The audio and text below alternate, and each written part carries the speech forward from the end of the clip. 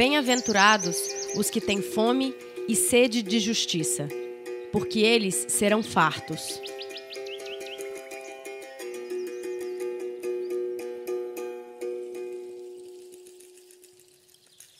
Segundo testemunhas, esse foi o versículo da Bíblia cristã recitado pela irmã Dorothy Stang para os seus executores no dia 12 de fevereiro de 2005, a data em que ela foi morta com 6 tiros, a mando de fazendeiros, durante a emboscada no assentamento Esperança, em Anapu, no estado do Pará.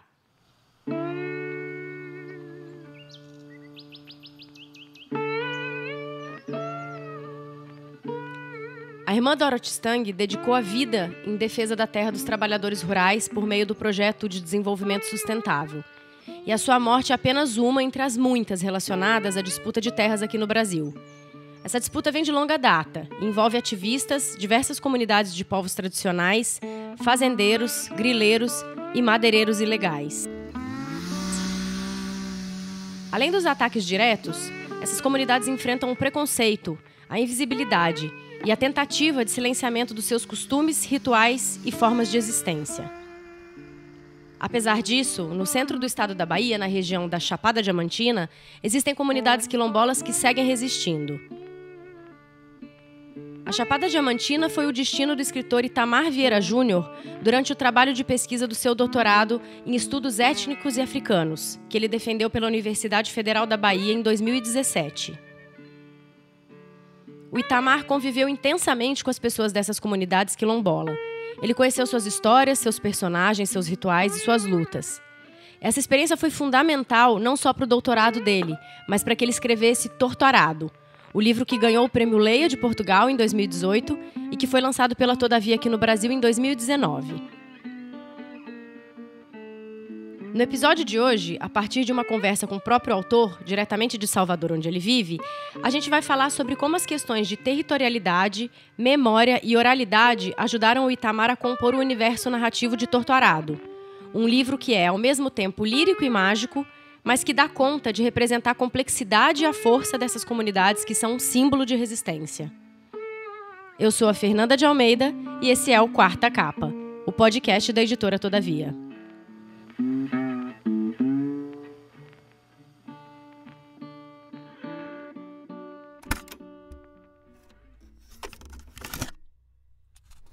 Albertina é uma mulher de mais de 77 anos que vive com seu cão em uma pequena casa com um grande terreiro à volta, na localidade denominada Fazenda Coqueiro. Alguns trechos que a gente vai ouvir ao longo desse episódio são áudios que o Itamar Vieira Júnior captou durante o desenvolvimento da pesquisa dele para a tese de doutorado. Frente à sua casa, 2 belíssimos espécimes de umbuzeiros imperam vigorosos, oscilando com a sazonalidade de suas formas e beleza, tanto no período de estiagem, quando perdem as folhas e seus galhos ganham espaço no ar, retorcidos e com a grandiosidade de uma escultura, como no período das chuvas, quando se cobrem de folhas verdes de cor muito viva e surgem frondosos. O meu interesse por essas árvores no terreiro de Albertina foi o ponto de partida para conquistar sua confiança. Uma lavradora com uma história de vida que carrega as vicissitudes das histórias de vidas que se multiplicam entre as comunidades camponesas que vivem em permanente tensão para garantir a sobrevivência ante as investidas que sofrem contra as terras que habitam. Essa metodologia de estudo de imersão é chamada de observação participante e é focada na convivência, na troca cotidiana e na participação ativa com a comunidade. Ela basicamente é uma etnografia que é um trabalho muito interessante, né? E eu fui me descobrir nessa pesquisa também, porque a etnografia me permitiu tentar compreender a realidade daquela população que eu estava pesquisando a partir de suas próprias perspectivas. Então, a gente vai participando daquele cotidiano, daquelas vidas, e a gente constrói uma compreensão, um entendimento sobre os fenômenos, os processos que que cercam aquelas vidas, né, que fazem com que eles elaborem sua identidade, sua territorialidade. Um dos costumes que marcam essa identidade é a relação dos povos com o mundo espiritual.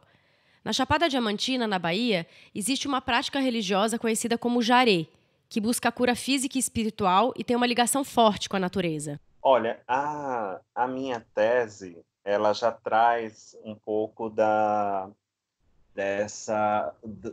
do poder do jaré como um motivador, um mobilizador social de determinados grupos sociais, né, de determinadas comunidades. Então, eu já vinha pesquisando sobre o jaré há algum tempo.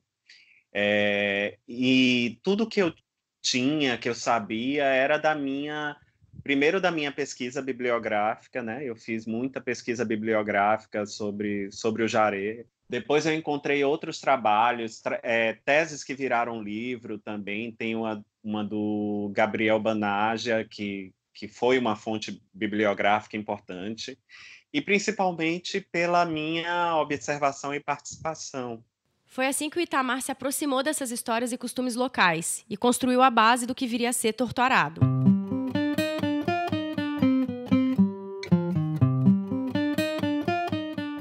A linguagem do livro está muito relacionada com a oralidade como forma de transmitir a memória, que é uma característica marcante desse povo. A oralidade, ela tem um papel fundamental para a gente tentar reconstruir essas vidas, né, a partir das memórias.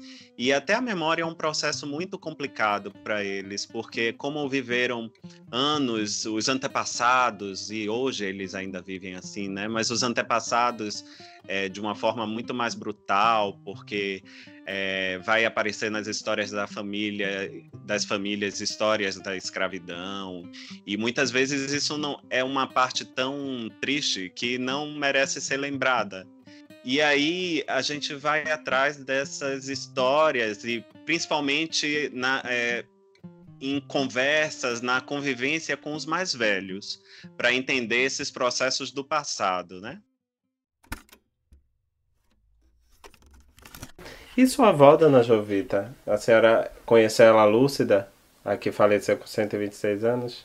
Ela contava a história de cativa. Contava a história do cativeiro, contava a história da criação dos filhos dela, dos parentes dela, tudo. Depois foi indo pra caducar, ficou surda, porque com 126 anos. O que é que ela contava dessa época da cativa, dessas coisas? Eu trabalhava muito de roça, quando que o pai dela era vente livre, não era mais do escravidão. Quando os senhores batiam nos negros lá nas fazendas, os negros apanhados corriam para casa do velho pai dela. E ela disse que via tanto sofrimento, as mulheres, as escravas, no meio da roça trabalhando, ganhava neném no meio da roça aí. Os senhores e as senhoras batiam nos negros, disse que era tanto sofrimento que via. Depois ela contava tanta coisa que até nem me lembro. O senhor pegava os negros, amarrava de corda. Tudo isso existia, né? Ainda que sejam memórias doloridas, são esses os processos que ajudam a reconstruir o passado e que remetem à própria construção das comunidades quilombolas. Oficialmente, a escravidão no Brasil acabou no dia 13 de maio de 1888. Mas muitos dos problemas do nosso país, evidentes até hoje, colocam em questão a efetividade dessa abolição. Hoje a gente tem quase certeza que isso não aconteceu, né? Que a escravidão ela foi substituída pela servidão, e a servidão ela existe até os nossos dias, e a gente vai encontrar muitas pessoas em situação análoga à escravidão. Mas uma das coisas que ficou marcada para que essa abolição não fosse efetiva é que, junto com a liberdade, entre aspas, não foi feita nenhuma reforma agrária. Para onde iriam aqueles trabalhadores, né? O que é que eles fariam depois que deixassem os engenhos, as fazendas onde eles eram escravizados? Existia já naquela época uma discussão, né, dos abolicionistas para que fosse feita, junto com a abolição, a reforma agrária. Mas a oligarquia que dominava o país, e parece ser a mesma, né, há séculos, ela só muda de nome em algumas vezes e pronto, ela foi contra, determinantemente contra, né, porque deter terra é ter poder, né, e é assim até os nossos dias. O jornalista Leonardo Sakamoto, que tem uma importante pesquisa sobre o assunto, conversou com o Quarta Capa sobre a situação do combate ao trabalho escravo no Brasil. O sistema de combate ao trabalho escravo no Brasil completa 25 anos agora em 2020. Desde 95, quando o país reconheceu diante das Nações Unidas a persistência de formas contemporâneas de escravidão e também implementou ações para combater, para enfrentar este problema, mais de 54 mil pessoas foram resgatadas pelo governo brasileiro. A maior parte desses trabalhadores resgatados estava na região rural, onde inclusive começou o combate a esse crime. Por conta da ação, por conta da pressão, por conta da demanda de campanhas por parte da sociedade civil, no arco do desflorestamento, onde a Amazônia perde espaço diariamente para o agronegócio e o extrativismo, é que começamos a ter o combate ao trabalho escravo. E aí destaque, né, na década de 70, 80, para a ação da Comissão Pastoral da Terra, nomes como Dom Pedro Casaldáliga, nomes como o Padre Ricardo Rezende, Frei Henri de Rosier, Xavier Plassat, que denunciaram sistematicamente o trabalho escravo, levando, né, a sociedade internacional a pressionar o Brasil também por conta disso. Vamos lembrar que estávamos numa ditadura, e até que em 95 o Brasil reconhece e começa a combater. O combate é feito através de grupos de fiscalização móveis, né, que recebem denúncias. Esses grupos de fiscalização móveis são coordenados por auditores fiscais do trabalho, que antes ficavam com o Ministério do Trabalho, agora ficam no Ministério da Economia, e eles recebem essas denúncias, processam essas denúncias, fazem uma triagem e aí enviam equipes de fiscalização que também são compostas por procuradores do trabalho, procuradores da República, policiais federais, defensores públicos, que verificam essas denúncias e caso seja caracterizado trabalho análogo de escravos, os trabalhadores são resgatados, o empregador é obrigado a pagar os direitos trabalhistas e as verbas rescisórias, o trabalhador entra no programa de seguro-desemprego, né, e aí pode voltar para casa, pode retornar em casa, e a partir daí a polícia faz um inquérito, envia ao Ministério Público Federal, que move uma ação criminal contra a pessoa. Trabalho escravo é crime previsto no Código Penal, artigo 149, 2 a 8 anos de cadeia. Mas também o Ministério Público do Trabalho pode tanto conseguir uma indenização, uma compensação para cada trabalhador, para além dos seus direitos trabalhistas, como pode mover uma ação civil pública contra o empregador, uma vez, é claro, que trabalho escravo não é uma ofensa apenas contra o indivíduo, mas contra a coletividade. A partir daí também, os auditores fiscais do trabalho que aplicaram multas contra essas pessoas, essas multas, essas autuações, depois de transitadas administrativamente, ou seja, com defesa em primeira e segunda instância, esses nomes desses empregadores vão para a chamada lista suja do trabalho escravo, que é um cadastro de empregadores flagrados com esse crime. Fica por lá durante 2 anos. A lista, ela serve para o sistema produtivo, o sistema financeiro brasileiro e internacional, para evitar para que ele seja usado como gerenciamento de risco, né? Para que seja usado para a tomada de decisões econômicas, para que as pessoas possam saber com quem que elas estão realizando negócios, né? O sistema de combate ao trabalho escravo no Brasil, grosso modo, ele atua no enfrentamento, atua nessas áreas. Também temos a atuação por parte de empresas que atuam em suas cadeias produtivas, que verificam suas cadeias produtivas para evitar trabalho escravo, né, cortando comercialização ou suspendendo o financiamento. E é claro que a parte mais sensível, a parte que mais falta trabalhar em cima é o combate à miséria, o combate à pobreza. Apesar de termos tido mudanças significativas nos últimos anos, faltou ainda uma ação mais eficaz nos municípios onde há aliciamento, onde há tráfico de pessoas para o trabalho escravo, reduzindo a pobreza, não apenas através da geração de renda, mas também de garantia de educação, saúde, moradia, alimentação de qualidade. A oralidade não chegou até o Itamar só como uma questão de preservação da memória. Enquanto ele transcrevia as muitas entrevistas da pesquisa de doutorado, ele notou que tinha ali uma particularidade que acabou influenciando muito a construção de Torturado: o ritmo. Eu vi ali um ritmo, uma musicalidade, que quando eu pensei em escrever o romance, pensei, né, e era uma coisa que já existia, o romance em minha cabeça, a história, mas acho que eu ainda não tinha encontrado o tom. Eu já tinha tentado escrever outras vezes, mas não tinha encontrado o tom. E aí eu fiquei assim maravilhado com a oralidade, né? Como aquilo tinha uma cadência, tinha um ritmo de contar a história. E foi o que me fez pensar assim, não, essa história vai ser narrada em primeira pessoa, pelas personagens que marcam essa história. E enquanto eu escrevi, aquilo estava muito presente, porque para mim foi uma escolha estética também para escrever o romance.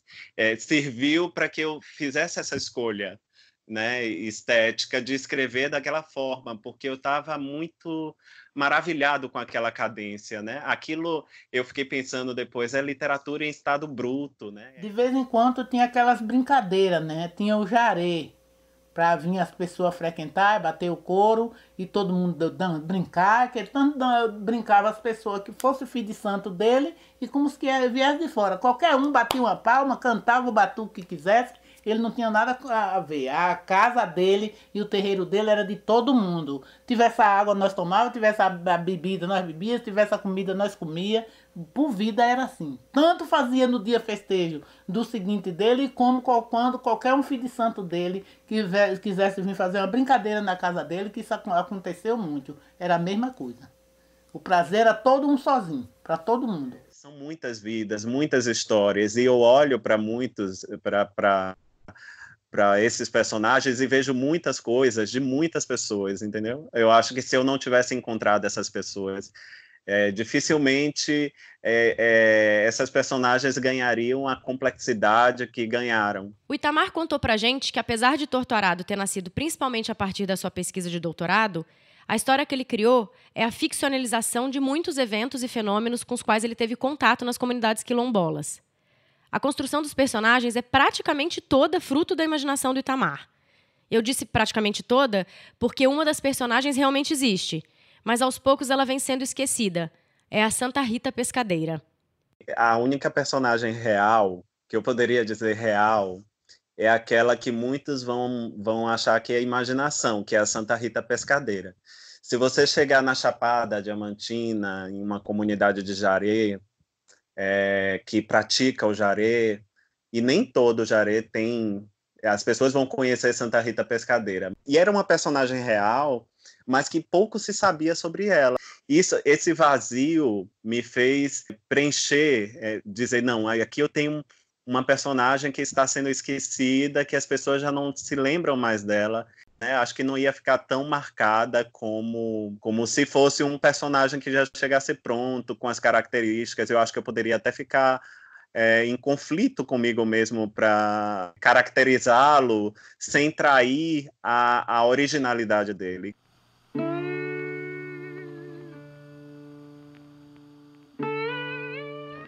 Além da questão da memória e da oralidade, tem um outro elemento muito marcante em Torturado, que é a relação dos personagens com a terra.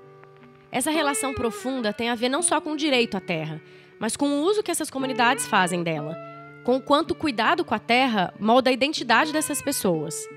Uma relação que não funciona como mercadoria e que tem mais a ver com a função social da terra, e que, como bem lembrou Itamar, é o entendimento na nossa Constituição Federal.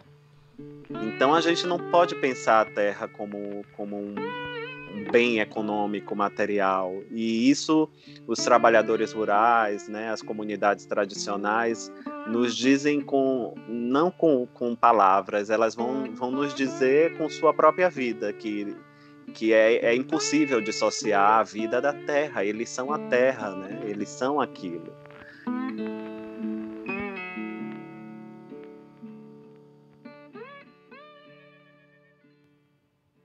É curioso pensar que, com toda essa complexidade de assuntos que são tão íntimos da realidade brasileira, Torturado teve um caminho em comum.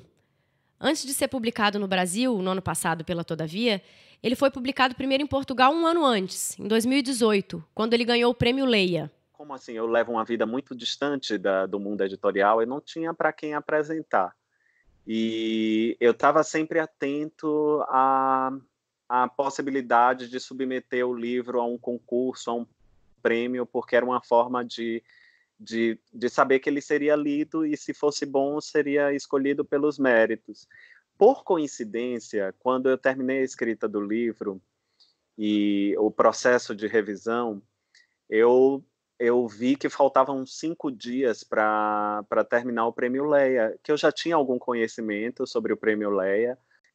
Eu fui olhar o histórico do Prêmio Leia, vi que um brasileiro apenas tinha vencido em 2008, depois venceu um moçambicano e 6 portugueses venceram, e eu pensava, essa história é tão nossa, né? E aí submeti ao prêmio e fiquei completamente esquecido. Foi um ano assim bem complicado, porque meu pai adoeceu e no final de todo o processo ele também morreu.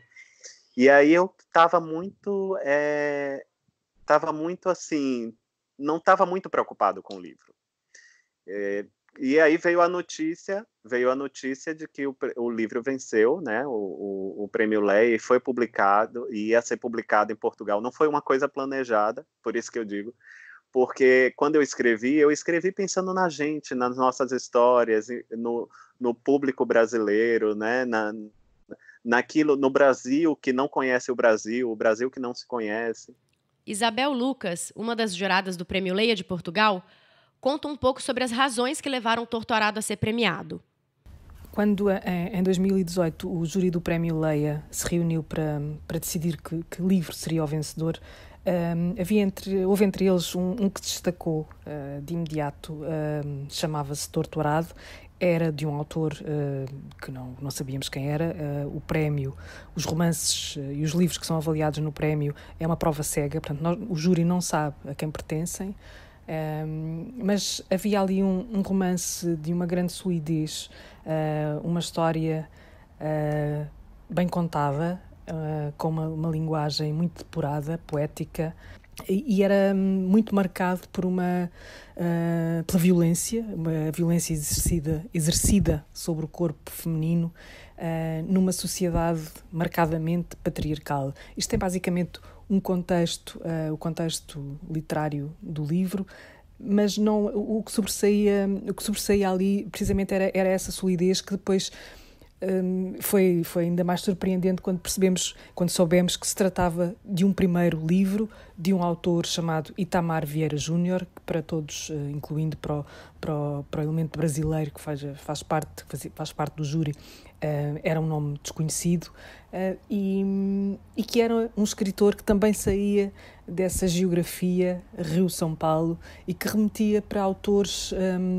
que são clássicos na literatura do Brasil, nomeadamente o universo de Raduan Assar, se assim se pode dizer, mas aqui mais fantasiado e com uma abordagem que é deste tempo, apesar de o livro se passar numa espécie de tempo sem tempo. Eu tenho nas minhas viagens ao Brasil e depois com as pessoas com quem também vou falando aqui em Portugal, quem lê o livro fica tocado por esse livro. Este é um dos papéis da literatura. O romance realista do Itamar dá conta das complexidades do nosso país e das influências de outros romancistas, brasileiros e internacionais, como Milton Atum, Raduan Assar, Guimarães Rosa, Toni Morrison e Mia Couto, só para citar alguns. Depois da repercussão em Portugal, a Todavia resolveu lançar Torturado aqui no Brasil. E desde então, o número de admiradores do livro só cresce. Para entender um pouco do impacto que Torturado tem causado nos leitores, convidamos alguns deles para contar para a gente o que eles acharam do livro. O meu nome é Carolina, eu sou da Livraria da Travessa, de Pinheiros, e eu gosto de Torturado, sobretudo pela relação entre a terra e o corpo.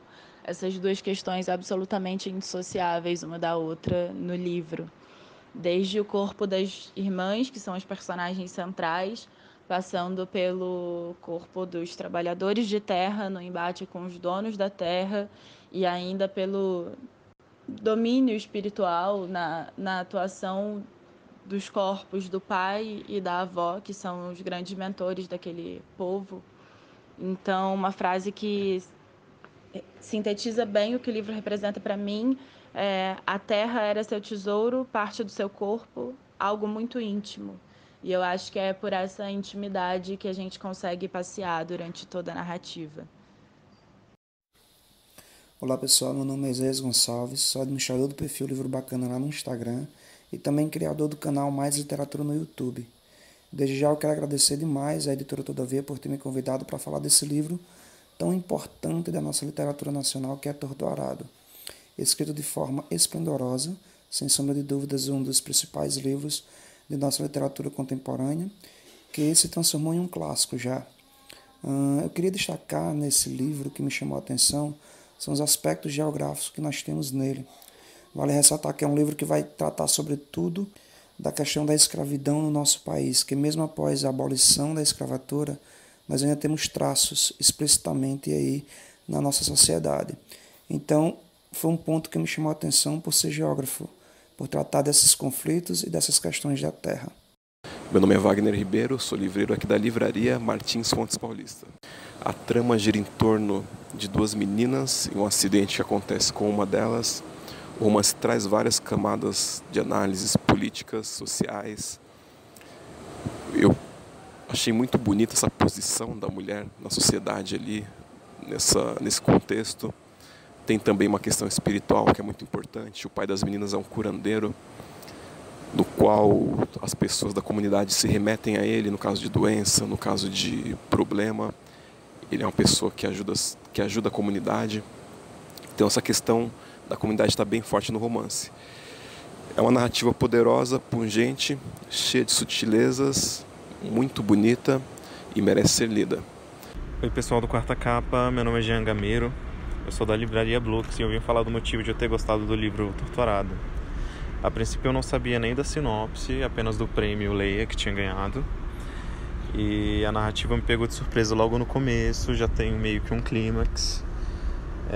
E já te entrega um mistério, apresenta os personagens principais. E a forma como o autor consegue descrever e ambientar o lugar, a narrativa do ponto de vista do narrador personagem é muito legal. E aí o livro vai crescendo, aumenta, a história cresce. Tem uma passagem de tempo muito bem construída, que a gente não se perde. Faz tudo muito sentido, é muito orgânico, é bem legal. E o livro tem uma brasilidade, um cheiro de terra molhada e aborda os temas que te aproximam muito, apesar de não ter vivido naquela situação, você consegue se colocar no lugar. Bem legal, já tem um cheiro de terra molhada, parece um clássico, parece um Euclides da Cunha, Jorge Amado, um contemporâneo que tem que se tornar uma leitura obrigatória, muito bom. Oi, tudo bem? Aqui é a Jéssica Balbino, sou jornalista, trabalho com literatura, sou do podcast Rabiscos e tô para falar o que eu achei do livro Torturado, do Itamar Vieira Júnior. Para mim é um grande reflexo do Brasil rural, é um grande desdobramento da escravidão, que a gente pensa que acabou, mas não acabou. É um livro de uma sensibilidade incrível sobre voz, lugar e memória, que são assuntos que me interessam muito. É um baita livro, já premiado, mas que por mim seguiria sendo premiado. É uma leitura obrigatória. Foi muito bom ter começado em 2020 com essa leitura, e a partir de agora eu indico e recomendo para todas as pessoas que gostam de ler e para as que não gostam também, porque é uma baita obra. Acho que o Itamar foi muito feliz na construção das personagens, na construção do ambiente, nos cortes dos 3 capítulos do livro, na escolha das palavras. Todas as palavras estão ali por algum motivo, e uma construção muito poética. Um livro que ao mesmo tempo mexe com o silêncio e com a voz, com a passividade, com a ira, com a docilidade, com a submissão. Simples e ao mesmo tempo extremamente sofisticado. Vale muito a pena ler, eu gostei muito.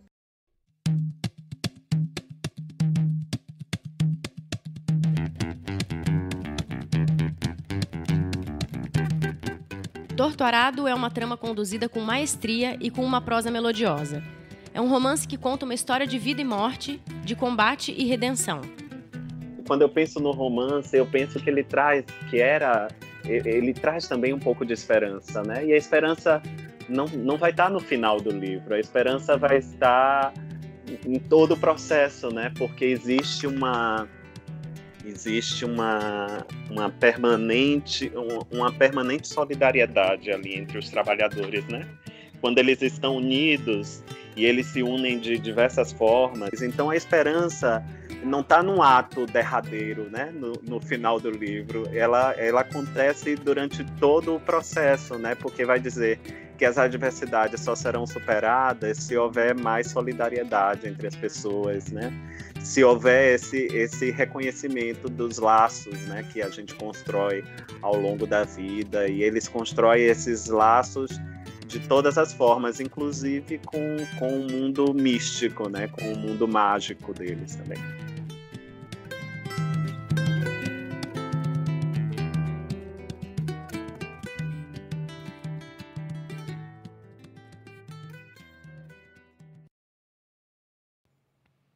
A quarta capa de Torturado diz o seguinte: um romance que retrata, com extrema habilidade narrativa, um Brasil dolorosamente encalhado no próprio passado escravista. Um texto épico e lírico, realista e mágico. Para saber um pouco mais sobre o livro, clique na seção Visite Nossa Cozinha no site da Todavia. Lá você encontra fotos e áudios que o Itamar gentilmente cedeu para a gente e que são registros da sua pesquisa para o doutorado. Torturado está à venda nas livrarias e no site da Todavia, todavialivros.com.br. A capa é de Elias Randou. E agora vamos ao Marca Páginas, a seção de recados da editora.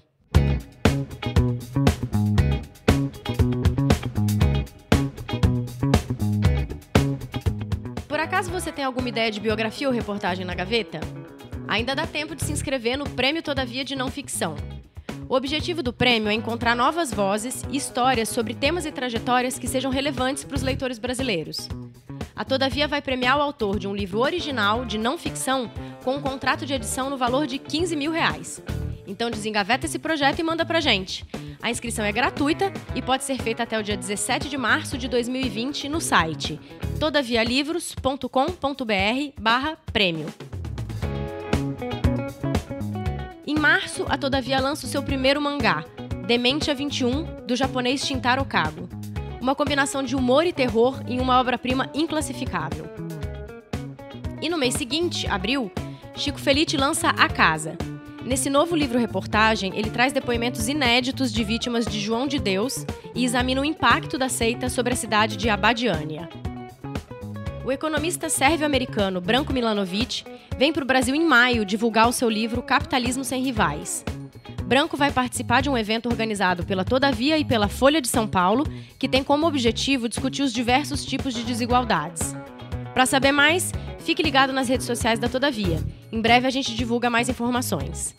Chegamos ao fim de mais um episódio e queremos agradecer mais uma vez a todo mundo que está apoiando o Quarta Capa. Se essa é a primeira vez que você escuta o nosso podcast, aproveita para assinar na sua plataforma favorita, divulgar para os amigos e ouvir os episódios anteriores. Sempre na última quarta-feira do mês a gente coloca um novo programa no ar. Obrigada e até o próximo Quarta Capa.